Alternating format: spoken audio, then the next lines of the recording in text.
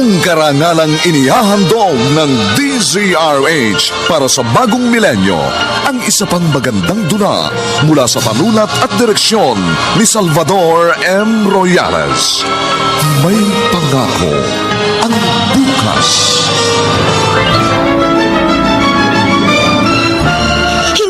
Hindi ko kailanman kinalimutang minsan ay lumuhod sa harap mo si Itay. Mula noon, isinumpa kong darating ang araw na mararanasan mo rin yun.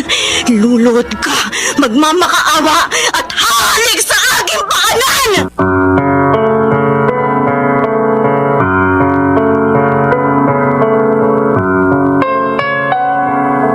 Magandang umagang muli sa inyong lahat, mga giliw naming taga-subaybay. Narito na po ang ating tampok na kasaysayan sa linggong ito, pinamagatang Luluhod ka, magmamakaawa at halik sa aking paanan. Dito pa rin sa ating natatanging dulang, May Pangako ang bukas.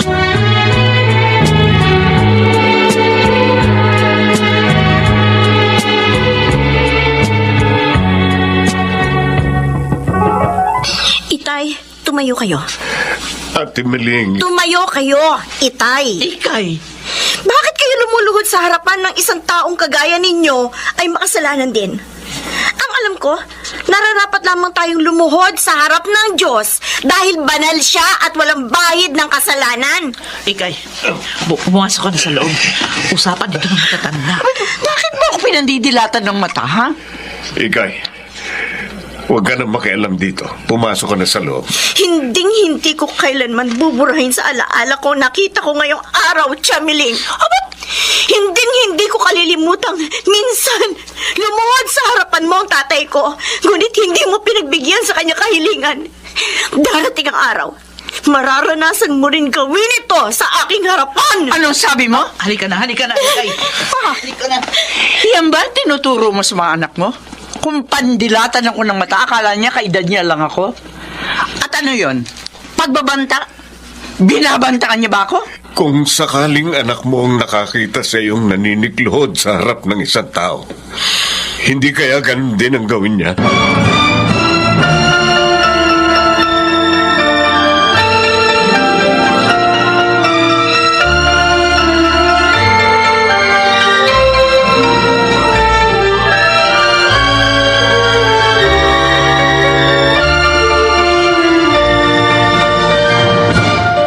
Nay, aalis na ba talaga tayo sa bahay natin? Mag-impake ka lang ng mga gamit mo, Toti. Ate, Huwag kang panay tanong. Ikay, ilabas mo na itong ibang gamit. Opo, Oh, andito ka na pala, Poncio. Ipinagbili ko na yung kalabaw. Nakausap ko na si Ignacio. Pwede daw doon tayo muna pansamantalang marirahan doon sa likod bahay nila. Magtatayo na lang tayo doon ng maliit na barong-barong. Buti naman at pumayag ang kapatid mo. Ayoko sana sa loob ng compound ng mga kapatid ko dahil alam mo naman magulo ang mga yun. Wala na akong ibang maisip na pwede nating puntahan. Hindi naman tayo pwedeng umupa ng kwarto dahil ang dami nating gamit. Tsaka isa pa, magastos. Sige. Hahakutin ko na itong mga naimpakan nyo para mailabas na.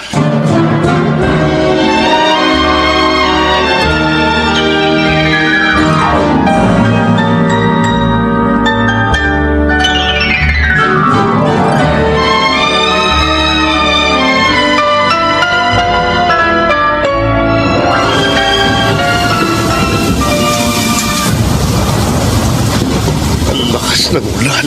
Oo nga. Narinig ko sa balita sa radyo, may bagyo raw. Paano tayo nito? Hindi pa natatapos itong tinatayo nating maliit na kamalig. Basa na yung iba nating mga gamit. Ilipat muna natin kaya sa bahay ni na Ignacio yung iba. Yung ibang mga gamit natin para hindi mabasa. Oh, sige. Pero hintayin nating humina ng konti ang ulan.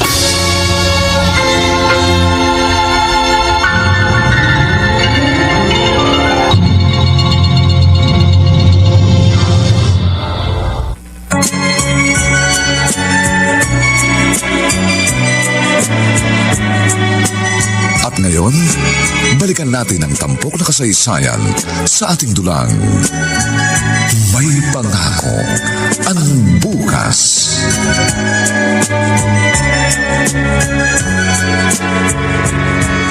Hindi pa nga natin na itatayo ng maayos ang bahay. Nasira na kaagad ng bagyo. Wala tayong magagawa, kundi ang itayo uli ito. Onsyo. Martina, huwag kang panghinaan ng loob. Bahay lang ang nawala sa atin. Bahay lang. Buhay pa tayong mag-anak. Yun ang higit na mahalaga. Hindi ko mapigilang hindi maawa sa kalagayan natin ngayon.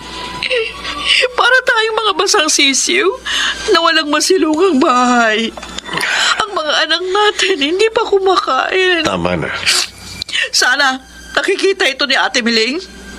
Sana nakikita niya ang kalagayan nating ito. Bakit ganito siya kalupit sa atin? Bakit mo ba naging kadugo yun? Wala naman siyang konti pagmamalasakit sa'yo. Bakit kailangan niya tayong pagmalupitan? Wala naman tayong ginawang masama sa kanya. Martina, hindi ito ang panahon ng paghihinagpis. Nalugmok tayo ngayon. Hindi maaring hayaan natin ang mga sarili nating nakadapa. Ngayon ang panahon para bumangon.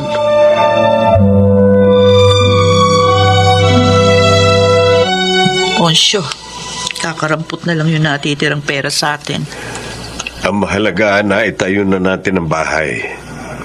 Hindi na tayo mauulanan dito. Binili ko na kanina ng isang sakong bigas yung natitira kong pera. Para wag na nating isipin kung saan tayo kukuha ng makakain. Ulam na lang po problemahin natin. Kaya mo, maghahanap ako ng mapapasukan trabaho bukas. Kahit sa construction, ayos na yun. Ako naman maghahanap ng gusto magpalaba. Pero, Martina... Oo, wag mo na akong pigilan.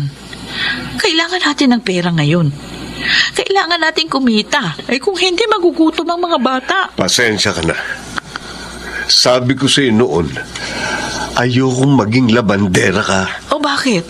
Ano bang masama sa pagiging labandera? Mabuti nga ito kaysa naman tumunga nga ako dito sa loob ng bahay. Salamat, Martina. Sa'yo ako nagpapasalamat, Poncio. Dahil palagi mong pinalalakas ang loob ko kapag pinanghihinaan ako.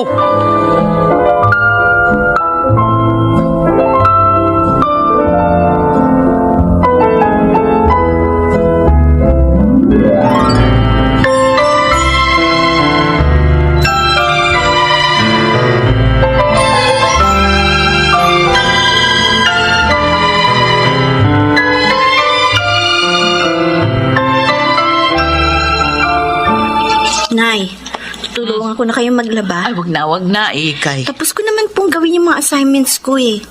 Tutulungan ko na kayo para matapos kayo kaagad. At marami pa kayong makuhang labada. Naku, baka magkasugat-sugat yung kamay mo dahil sa sabon. Pansamantala lang naman to eh. Hindi naman tayo habang buhay maglalabada. Hayaan ninyo, kapag nakapagtapos ako, tutulungan ko kayo ni tatay. Gagawin ko ang lahat para makaahon tayo sa hirap ng buhay.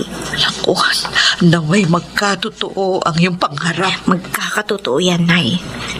Alam niyo ba, nakikita ko ang sarili kong nagmamaneho ng sarili kong sasakyan. Oh. Tapos kayo ni tatay, pareho kayo nakasuot ng magarang damit. Aba. Yung branded, ha? Tapos, upo-upo na lang kayo.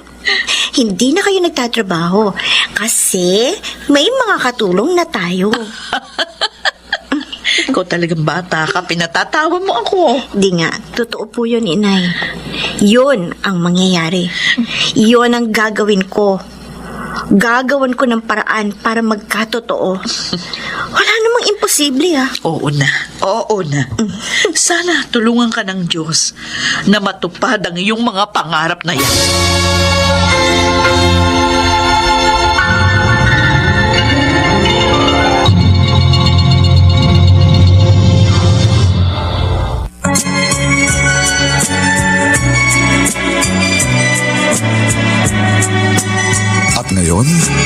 balikan natin ang tampok na kasaysayan sa ating dulang.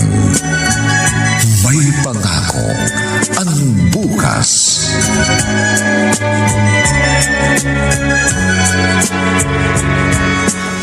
Toti, maglinis ka na dyan, ha? Magsasaing ako. Wala si nanay at si tatay may pinuntahan. Ate, Oh, tingnan mo si Bunso. ha? Bakit? Ayan o, inaapoy siya ng lagnat tapos may mga lumalabas na mga mapupula sa balat niya. Tingnan mo. Ano kaya ito? Kahapon sinat lang ang meron siya eh. Pinainom na ng gamot ni nanay pero hindi pa rin wala. Anong gagawin natin, ate?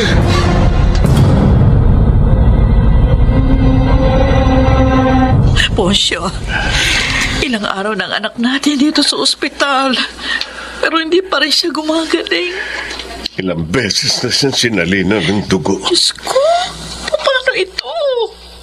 Kung pwede nga lang sana natin dalhin sa mas maayos na ospital. Ang kawawa kong anak. 2 taon pa lang siya pero kailangan niya ng maranasan ang ganitong hirap. Martina, dito ka lang. May pupuntahan lang ako.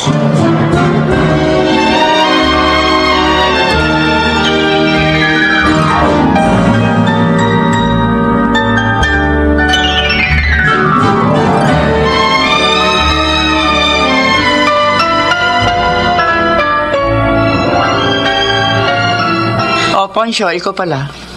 Narito ka. Ano bang amoy yan? Hindi ka ba naliligo? Pasensya ka na, Ate Miling.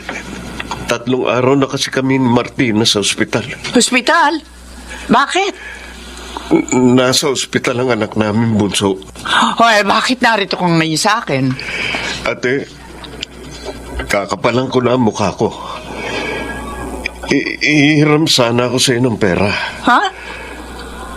Gusto namin siyang ilipat sa mas maayos na ospital. Hihiram ka sa akin? Paano mo naman babayaran yun? Hindi ko alam, ate. Hindi ko pa naiisip kung paano. Ang mahalaga ngayon, magamot ng maayos ang anak ko. Hihiram ka sa akin ng pera tapos hindi mo alam kung kailan mo babayaran? Aba, tihado naman yata ako sa usapang ito. Baka babayaan yan eh. Makakalimutan mo na akong bayaran. Ate, pangako. Babayaran ko ang pera. Nagmamakaawa ko sa iyo ngayon, kahit para man lang sa anak ko. Wala akong perang maipahihiram sa iyo, Poncio. Ate, pakiusap. Maawa ka sa anak ko. Eto. Ito lang ang maibibigay ko. At huwag mo nang bayaran yun. Bigay ko na lamang sa iyo. Ate Mili.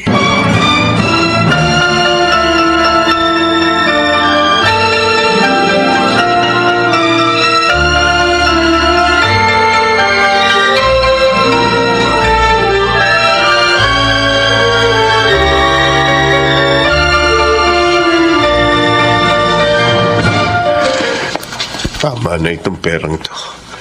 Kahit paano may pambibil kami ng gamot ni Bunso. Si Martina. Martina? Poncio! Poncio, ang anak natin! Bakit? Ano nangyari kay Bunso? Ano nangyari kay Paulo? Wala na! Wala na ang anak natin! Ano? Patay na si Bunso, tay! Patay na siya! Iniwan niya na tayo! Hindi maaari! Hindi na naman, huwag ka magbiro ng ganito. Nadiskarte na ako ritong konting pera. Pwede na natin pandagdag sa pambili ng gamot niya. Wala na siya, tay! Sabi ng doktor, may mga komplikasyon na sa kanyang katawan. Hindi maaari. Hindi pwedeng mamatay ang anak ko. Hindi tayo pwedeng mamatayan ang anak. Bahay pwede tayong mawalan. Pera, kahit anong material na pagbabayari, pwedeng mawala sa atin. Pero hindi tayo pwedeng mawalan ng anak. Pwede. Hindi ko matatanggap. Hindi ko matatanggap!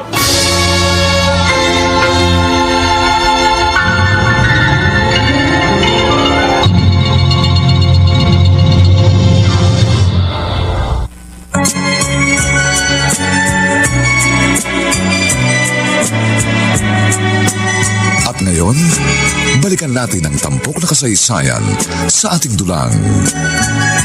May pangako ang bukas.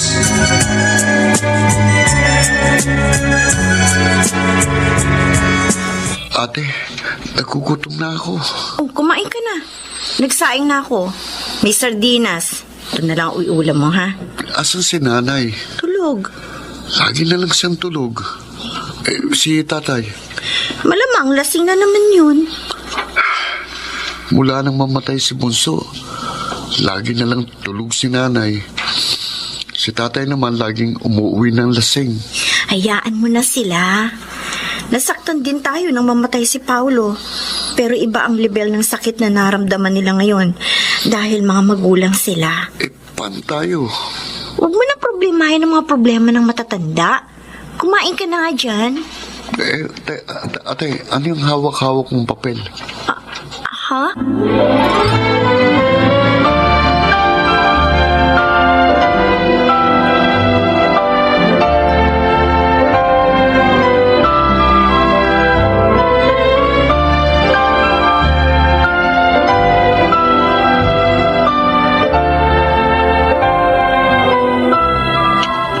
Nay. Ikay, sigurado ka ba sa gagawin mo? Opo. O, ang bata mo pa. Kakatapos lang ng birthday mo. 19 anyos ka pa lang. Nasa legal na edad naman po ako, Nay. Huwag na. Huwag ka nang mangibang bansa. Nay! Kaya ka pa naman namin pag-aralin ng tatay mo. Sayang naman yung oportunidad. Isasama ako ng pinsan ng hipag ni Tio Ignacio. Hindi ko lang maintindihan yung sinasabi niyang proseso, pero mas madali raw kumpara sa ibang proseso ng pag-abroad. Anong trabaho mo dun? Pagdating ko na lang daw doon, saka lang ako maghahanap ng mapapasukan. Ha? Nay, huwag kayong mag-alala. Kaya ko. Kaya ko to. Ikay, nawalan na kami ng tatay mo ng isang anak. Hindi na namin maaatim na mawalan pa ng isa. Mahihiwalay lang ako sa inyo. Pero hindi ako mawawala. Walang mangyayari masama sa akin. Diyos ko, bakit kailangan mangyari ito sa atin? Dapat nag-aaral ka. Inay. Inay, makinig kayo sa akin. Gagawin ko ito para sa atin. Para matupad ang mga pangarap natin. Magtiwala kayo sa akin. Hindi ako mapapahamak sa ibang bansa. Hindi, Inay.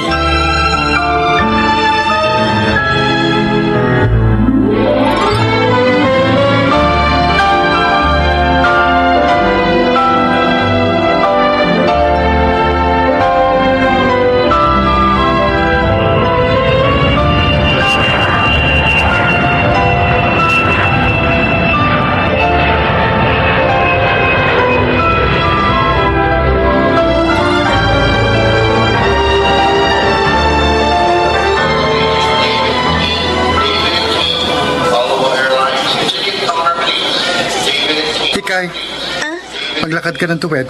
Huwag kang palingon-lingon. Baka mabangga ka. Tito Curti, ang lawak pala ng Amerika. Sabi ko, maglakad ka ng maayos. Opo. Sorry po. Sorry. Ayoko nang tatanga-tanga, ha? Opo. Yung passport mo, wag mong mami-misplace yan, ha? Kasing halaga yan ang buhay mo. Opo. O, tara na. Ayun ang sasakyan natin. Papunta sa tinitiran ko.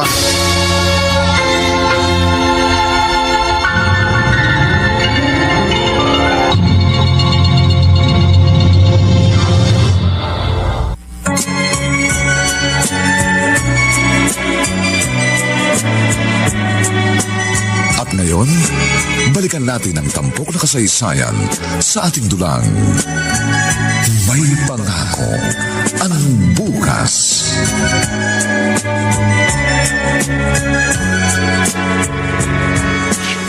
Martina, Oh, hindi pa ba kumokontak sa'yo si Ikay? wala pang sinasabi si Ignacio. Si Kirti daw yung tatawag sa kanila. Ang alam ko, isasama niya sa tinitirhan niya si Ikay. Oh, Huwag kang mag-alala. Mapagkakatiwalaan naman ng baklang yun eh. Si Ignacio mismo yung nagsabi na mabuting tao yun at hindi niya pababayaan ang anak natin. Kahit na. Mabuti kung sa kabilang probinsya lang pumunta si Ikay. Ibang bansa yun. Hindi yun marunong doon. Saka nakakatakot kung mangyari sa kanya yung mga nangyari noon sa mga OFW na napama. Eh, kahit naman sa kapumunta eh, may disgrasya talaga. Pero, manalangin tayo palagi. Naingatan ng Panginoon si Ikay. Wala siyang ibang dahilan sa pakikipagsapalaran niya sa ibang bansa, kundi ang matulungan tayo.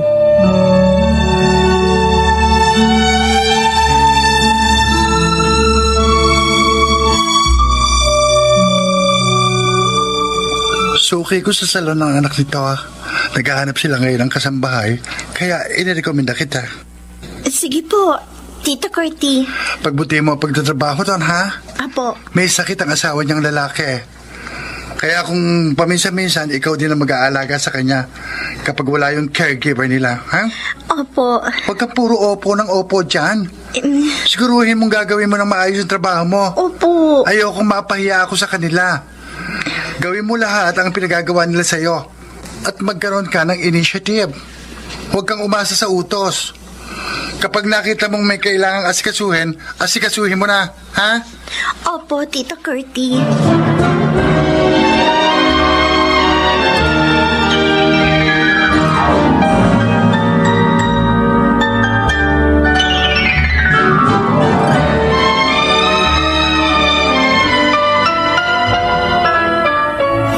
Bubuksan ko ang gripo para hindi nila ako marinig.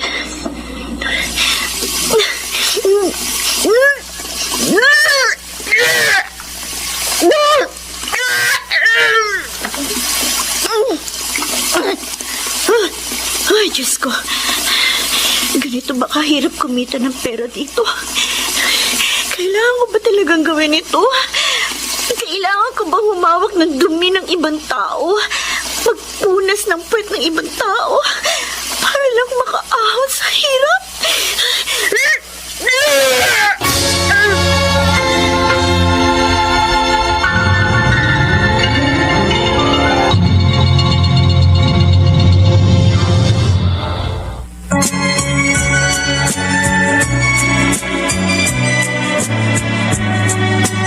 At ngayon, balikan natin ang tampok na kasaysayan sa ating dulang. May pangako ang bukas.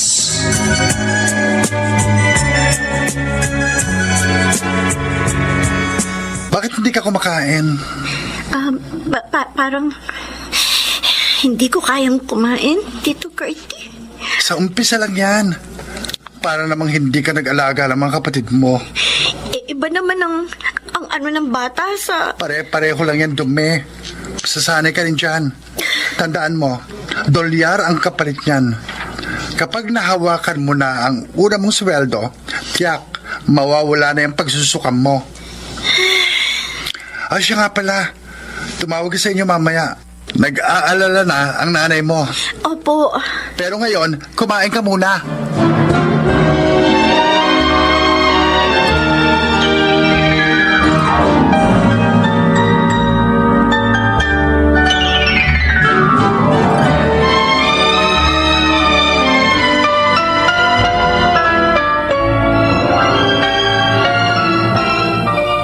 Hello, anak! Kumusta ka dyan? Ayos lang po ako, Inay. May trabaho na po ako. Talaga? Anong trabaho mo? Sa, ano po, Nay, salon. Asama po ako ni Tito Curti. Talaga? Opo. Maayos po ang kalagayan ko rito. Kaya huwag kayong mag-alala sa akin. Si tatay po. Ay, teka. Oh, Poncio, hinahanap ka. Hello, Ikay. Tay! Kumusta na po? Baka po inom pa rin kayo ng inom, ha? Hindi na. Tumigil na ako. Ay, mabuti naman po. Mababait ba sa'yo mga kano? Oo naman po, Tay. Mababait sila. Basta palagi ka ring mag-iingat dyan, ha? Palagi ka naming ipapanalangin ang nanay mo.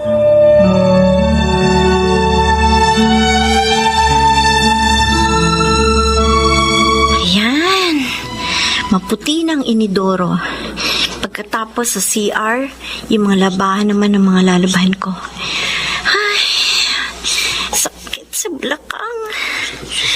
Ang lawak naman ng bahay na to. Ang hirap linisan. Buti naririto yung caregiver ng matanda. Hindi ko na siya kailangang alagaan ngayon.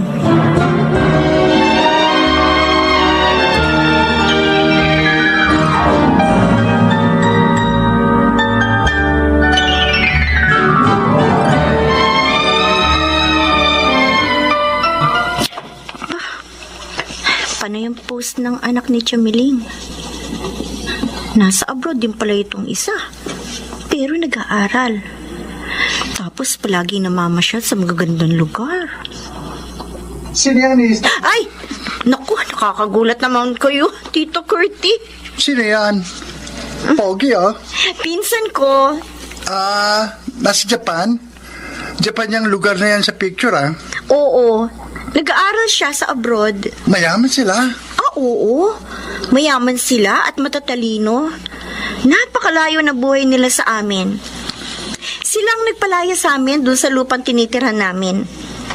Mayaman sila at matatalino. Pero mga masasama ang ugali nila. Inggit ka lang siguro sa kanila. Siguro nga may konting inggit. Pero mas nangingibabaw ang galit ko sa kanila. Lalo na kay Chamiling. Napakalupit niya. Kaya nga minsan nagtataka ako eh. Bakit yung mga taong may itimang budhi, sila pa'y nakakaranas ng ginhawa? Tapos kami na mga taong wala namang inaapakan, kami yung gumagapang na parang uod para lang mabuhay. Tingnan mo to. Habang namamasyal siya sa magagandang lugar, ako eto. Nasa ibang bansa rin, pero nagkukuskus ng inidoro. Nagpupunas ng puwet ng taong hindi ko naman kaano-ano. Ikay, walang saysayang pagkukumpara ng buhay natin sa ibang tao. Huwag kang puro ka-edyosan dyan. Ang mabuti mong gawin, magsikap ka. Dahil ang pagsisikap, pagtsatsaga at pagiging mabuting tao sa kabila ng mga pagsubok na pinagdaraanan natin ang maghahatid sa atin ng kaginhawaan.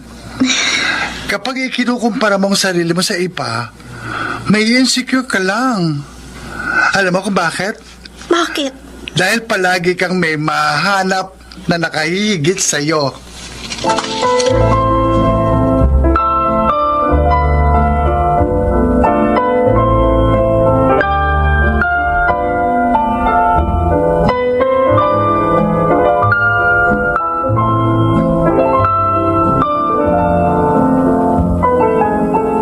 Wow!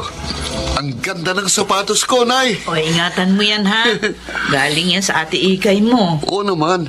Pero, kailan po ba uuwi si Ate Ikay? Baka sa susunod na buwan umuwi Oh, yun. wow. Pinayagan daw siyang magbakasyon eh. Talaga po? Makikita niya na yung lupang gusto mong bilhin. Ponsyo. Oo nga. Ay sana magustuhan niya. Okay to.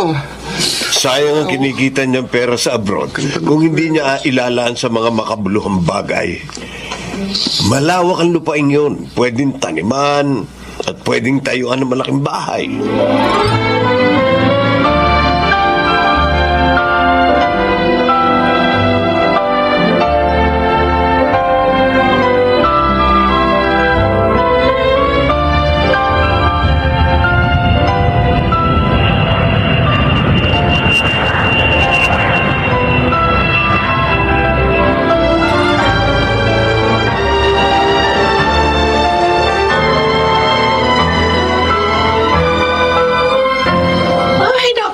Ikay, anak.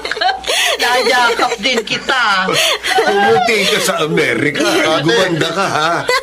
Ako lang ito, Nay, Tay. Ate Ikay, may boyfriend ka na bang kano? Anong boyfriend? Wala yan sa isip ko, no? Anak, kailan nagbalik mo? Ay, si nanay naman, no? Kakauwi ko lang. Kasi kung babalik ka lang kaagad, ipapakita na sa iyo ng tatay mo yung inaalok sa kanyang lupa. Lupa? Oo. Oo, Ikay. May iniaalok sa akin lupa. Sabi ko, baka kaya ng ipon mo na bilhin yun. Mas mainam kung lupa ang bibilhin mo dahil hindi nabubulok at habang tumatagal, tumataas ang halaga. Gusto ko talagang bumili ng lupa, Itay. Pero, yung lupa ni Chamiling. Ano? Yung lupa ba na sinasaka dati ng tatay mo, yun ang tinutukoy mo? Oo, Nay. Yung lupang kinatitirikan ng dati nating bahay. Naku, taniman na yun ng mais. Wala na yung dati nating bahay doon. Yun ang gusto ko bilhin, Nay. Ikay, Tayo maghanap kayo ng ibang tao makikipag-transaksyon kay Chamiling. Baka kung makita niyang ako ang bibili, hindi niya ipagbili. Kay, Ipapakita ko sa kanya ngayon na hindi habang buhay ay nasa ibaba tayo. Hindi habang buhay, maaari niya tayong apak-apakan. Ngayon niya mapapagtantong mali na inalipusta niya tayo at pinagmalupitan.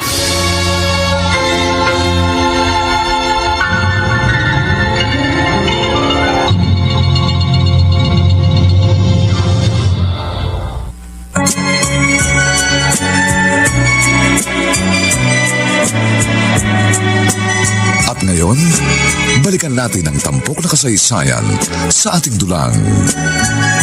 May pangako ang bukas.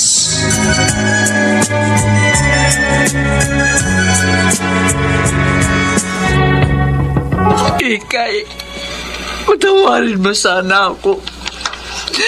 Kung kailangan kong halikan ng mga paa mo, gagawin ko. Akala niyo ba, Chamiling, lahat ng tao ay gaya ninyong kasama? Hindi ako kagaya ninyo. Hindi maitim ang budhi ko. Ikay! Nay, Ate Miling, tumayo kayo. Bakit kayo nakaluhod sa harap ng anak ko? maiwan ko na kayo, Nay. ate, Patawarin niyo sana ako, Martina. Onjo, patawad. Tawarin niyo ako sa lahat ng ginawa kong pagmamalupit sa inyo. Patawarin niyo ako kung namatay ang bunso niyo anak dahil sa akin. Patawarin niyo. ate, huminahon ka. Poncho, ikuha mo siya ng tubig. Oo. Ate, galing kami sa bahay niyo. Wala kang araw, kaya tumuloy kami sa ospital. Pero wala ka rin. Iaabot sana namin itong pera. Pera? Oo, pinabibigay ni Ikay sa inyo. Inambibigay? Kausap niya daw nung isang araw ang anak mong nasa Singapore. At nasabi nga sa kanya na kailangang opera si Kuya Virgilio. May naitatabi namang pera si Ikay, kaya sabi niya, ibigay daw namin sa iyo bilang tulong.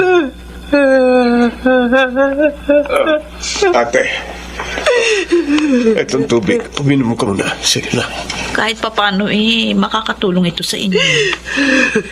May kinausap din ata si Ikay na parang, ano ba yung sabi niya, Poncio? Foundation. Ayun, oo, foundation doon sa Amerika.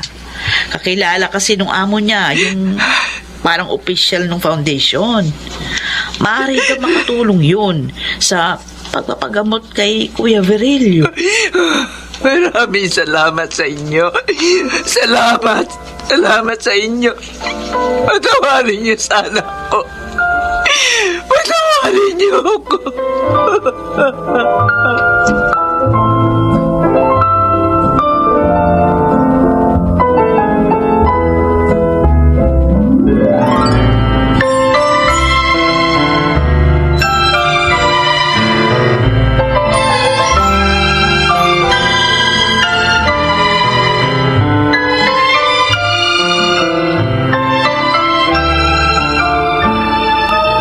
Ayun, nakaalis na ang Chamiling mo, Ikay. Naibigay niyo po ba sa kanya yung pera? Oo. Mabuti naman po. Ako, hindi siya tumitigil ng kahihingi ng tawad kanina. Gusto ko sanang patagalin pang pangiinsulto sa kanya kanina. Gusto kong iparamdam sa kanya kung ano ang pakiramdam ng isang taong minliit, inapakan ng pagkatao at ipinahiya. Pero bigla siyang lumuhod sa harapan ko. Tama nga ang turo sa amin ng mga bata pa kami. Sa Diyos lang maaaring lumuhod ang tao dahil siya lang ang banal. Inapi niya man tayo noon, pero hindi nararapat na manikluhod siya sa paanan ko. Dahil pareho lang kami makasalanan. Ikay. Pero Nay, hindi ko pa rin siya kayang patawarin. Anak, Tuwing nakikita ko siya, naaalala ko yung mga panahong binabagyo tayo sa loob ng isang barong-barong.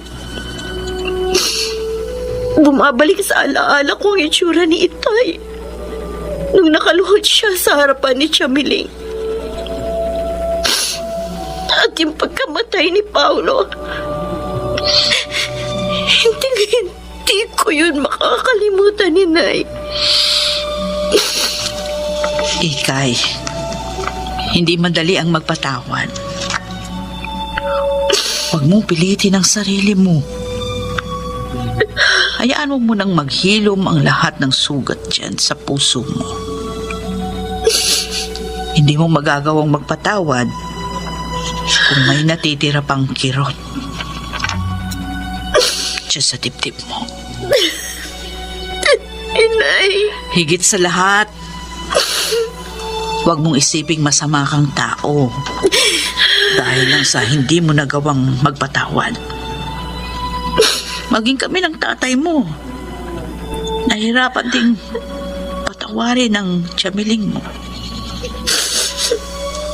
Pero, nung nakita namin na sa kabila ng hirap na pinagdaanan natin, ay lumaki kayong maayos ni Toti at maginhawa na ang buhay natin. Nagawa na naming ibaon sa limot ang lahat. Pero kagaya mo, nahirapan din kami magpatawad. Kaya huwag kang mag-alala. Darating ang tamang panahon para dyan. Magagawa mo ring magpatawad, anak.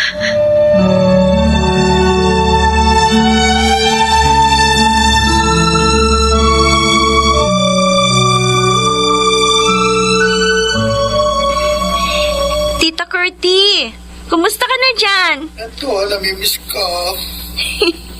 Pinag-iisipan ko pa kung babalik ako o hindi. Bumalik ka. Sayang yung trabaho mo dito. Wala pa silang nakukuha ang kapalit mo. Ay, siya nga pala. Naayos ko na yung sa tiyuhin mo, girl. Sabi ng foundation, may branch pala sila dyan sa Pinas. Sila na lang ang bahalang tumulong sa tiyuhin mo. Wow, the best ka talaga. Salamat sa lahat ng tulong mo, Tita Curti. Hayaan mo, pag-uwi mo rito, pagagawan kita ng rebulto. Baliw. Babalitaan kita kung makakabalik ako dyan, ha? Pero, salamat talaga sa lahat ng tulong mo sa akin. You're my hero. Wow! Pakiramdam ko tuloy. Ako si Wonder Woman. Ayaw mo nga pala ng hero. Gusto mo pala superhero. Iba ka talaga.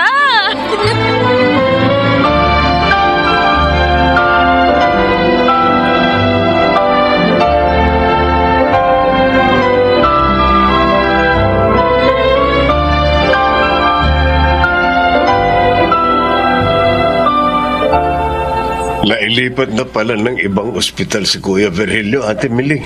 Oo. Salamat sa tulong ni Ikay, Poncio. Oh, wala yun, ate. Kahit paano, madurugtungan ang buhay ng kuya mo. Makakasama pa namin siya na matagal-tagal. At sana, makita niya pa ang apo niya. Oo nga pala. Buntis yung bunso mo. Poncio, Oh, bakit, ate? hindi ko alam kung paano ba susuklian ang kabutihan niyo sa aming pamilya. Ate, hindi mo kailangang suklian yun. Ganun talaga magkakadugo. Nagdadamayan. Pero hindi ko ito nagawa noon sa inyo. Naging masyado mataas ang tingin ko sa aking sarili. Pero nung nagkasakit si Berilio, saka ko naunawaang hindi nga pala natin hawak ang ating kapalaran. Wala pala sa kontrol natin ang buhay. Walang kasiguruhan ang kinabukasan. Lahat ay maaaring magbago sa isang igla kung gugustuhin ng Panginoon. Kaya mainam na maging mabuti tayo sa ating kapwa. Hindi natin alam. Maaaring kung sino pa ang pinakambababa ngayon, ay siya pang tutulong sa ating bumangon bukas. Masaya akong naririnig sa iyo ang lahat ng ito, ate. Sana, Poncio. Sana naman mapatawad na ako ni Ikay. Yun na lang ang pinapanalangin ko ngayon.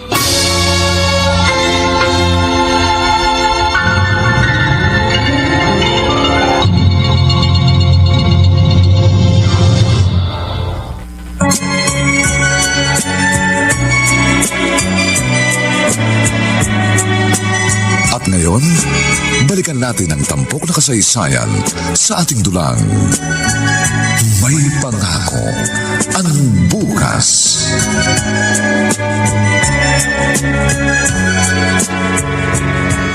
Ayun ate, doon nakalibing si Bunso. Ay, ang tataas na ng damo dito. Oo, hindi nililinis ng ibang punto ng mga kamag-anak nila eh.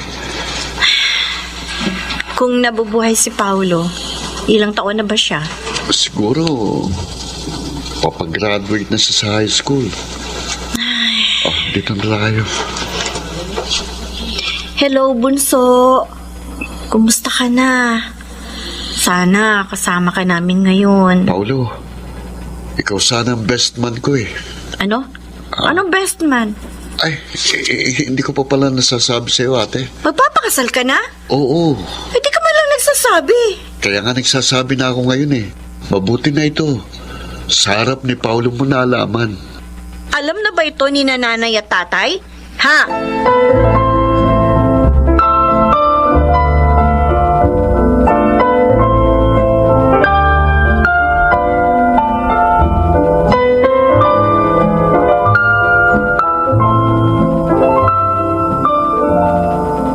Ikay, sigurado ka na ba sa desisyon mo?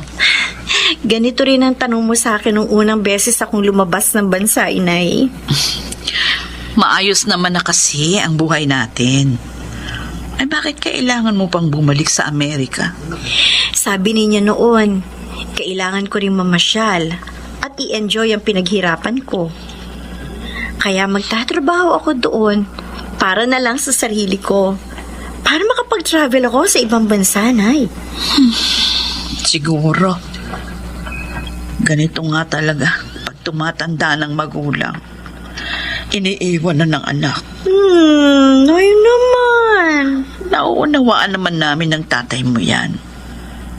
Alam naming dadating ang araw. Aalis kayo. At maiiwan kami ng tatay mo. Kaya lang, nakakalungkot din. Si Totoy ando na sa sarili niyang bahay. Hayaan nyo. Kapag naayos ng passport ninyo, isasama ko kayo sa pag-iikot ko sa buong mundo. Ayos na kami rito ng tatay mo. Basta ang mahalaga sa amin, masaya kayo. Ikay, Ah, Tay, may gusto sanang kumausap sa iyo. po? Sino po?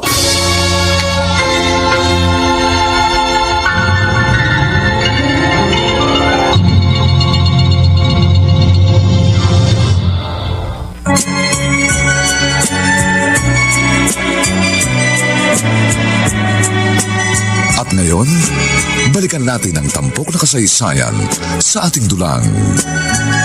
May pangako ang bukas.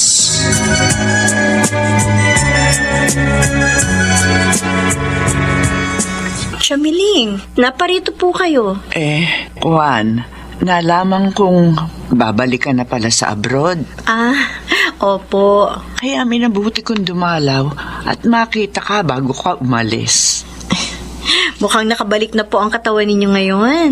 Nakakahinga na kami na maluwag na mga pinsan mo. Kasi bumuti-buti na ang kalagayan ng tiyo mo. Hindi naman na siya gagaling ng tuluyan. Pero mabuti na ito nakalabas na siya ng ospital. At ang may medication na lamang. Mabuti naman po. Ikay, salamat ha. Salamat. Utang namin sa iyo lahat. Hindi po ako yun, Chamiling. Ako po ay naging instrumento lamang. Ang Diyos pa rin po ang sumagot sa mga panalangin ninyo. Alam ko. Pero gusto kong tanawin ang utang na looban. Lahat ang ito sa iyo. Habang ako'y nabubuhay. Chamiling. At isa pa, nais kong huminging muli ng tawad sa iyo. Sana dumating ang panahon. Papatawad mo ako. Oo nga pala. Eto, sa'yo na to. Ano po ito? Yung titulo ng lupa. Chamiling? Ibinabalik ko na sa inyo ang lupa nyo. Chamiling, sa inyo po ito. Tanggapin mo yan, Ikay. Hindi ko man maibabalik ang mga panahong lumipas. Pero gusto kong ituwid ang mga maling desisyong nagawa ko. Chamiling. Salamat sa iyo. Salamat. Dahil sa kabila ng lahat, nagawa mo akong suklian ng kabutihan. At natitiyak ko na kahit saan ka magpunta, bibiyayaan ka ng Panginoon dahil mabuti ang puso mo. Salamat po, Chamiling. At gusto ko rin pong malaman ninyo, napatawad ko na po kayo. Salamat. Pare-pareho lang naman tayong naharap sa mga hamon ng buhay at sinubok ng Panginoon. Salamat po sa inyong pagpapakumbaba, Chamiling. Marami pang darating na suliranin sa atin. Pero sana, huwag kayong panghihinaan ng loob.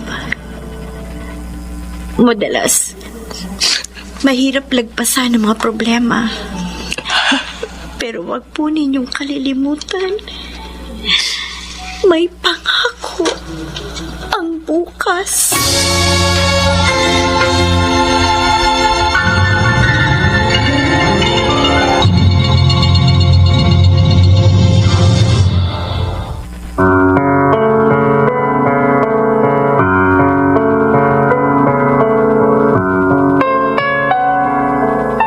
Sumainyo mga kaibigan, ang aming itinampok na kasaysayang alam po naming inyong kinalugdan at kinapulutan ng magandang aral sa buhay, pinamagatang lulud ka, magmamakaawa at hahalik sa aking paanan.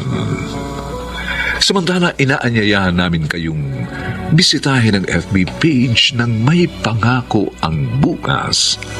Nakahanda po kaming tugunan ang inyong mga mungkahi para lalo naming mapaganda ang ating programa. Ang mga bituin ng radyo na nagbigay buhay sa ating pagtatanghal ay sina Susan Robles, Rosana Villegas, Lionel Benjamin, Bobby Cruz, Phil Cruz at si Chiquit del Carmen Amor sa papel na Ikay. Nilapatan ang angkop na tunog ni Jerry Butia. Sa musika ni Buboy Salonga. Supervisyong teknikal ni na Eric Lucero at Bong Muyar. Ang ating kasaysayan ay mula sa panulat ni Rita Labanon. at sa direksyon ni Bobby Cruz. Ito pong muli ang inyong kaibigan June Martin Legaspi, nag-aanyayang sa susunod na linggo, muli po namin kayong hahatdan ng isa na namang bagot na ibang uri ng kasaysayan. Dito pa rin sa ating natatanging dunang may pangako ang bukas.